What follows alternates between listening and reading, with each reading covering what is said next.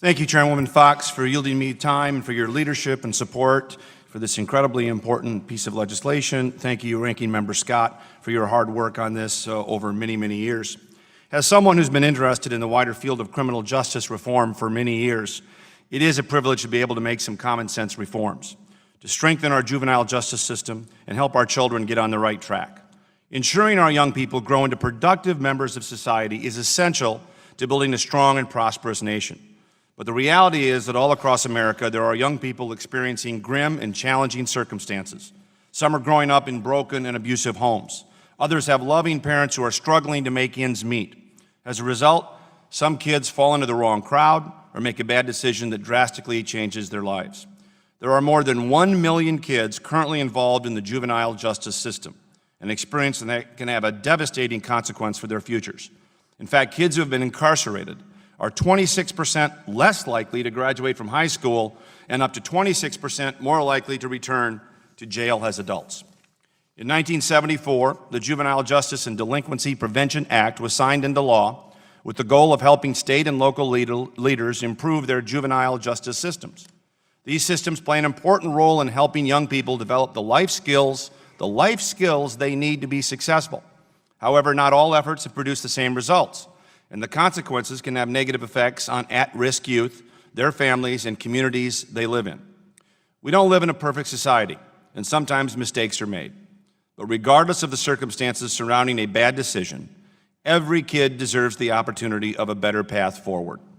Yet it's been 15 years since the law to support these programs has been reformed. It is long past time for Congress to update this law and ensure state and local leaders have the tools they need to develop effective juvenile justice programs. That's why I, along with my colleague and our ranking member, Scott, introduced the Juvenile Justice Reform Act of 2017. This bipartisan legislation sets kids up for long-term success by providing state and local leaders the flexibility they need to help at-risk youth and improve public safety. We want to help state and local leaders as they develop ways to enhance community engagement and keep kids out of the system. This bill does that by improving support for prevention services and requiring the Office of Juvenile Justice and Delinquency Prevention, OJJDP, to prioritize what works, using evidence-based strategies and current reliable data to help reduce juvenile delinquency. H.R. 1809 also improves oversight and accountability, requiring OJJDP to provide Congress with an accurate and transparent account of juvenile justice efforts going on across the nation. To help limit waste and fraud in the system, the bill requires the Department of Justice to assess whether or not juvenile justice programs are complying with the law and enhances oversight of taxpayer dollars to ensure they're being used responsibly. Making sure kids who find themselves in difficult life circumstances avoid a life of crime is a collaborative effort. It requires parents, teachers, mentors, state and local leaders who are engaged in their communities and targeting support to the kids who need help the most.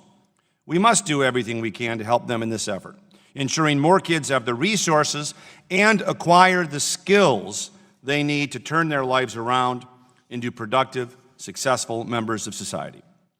The substitute amendment I'm offering makes minor technical changes to the underlying bill, and I urge my colleagues to support the substitute as well as the underlying legislation, and I yield back the balance of my time.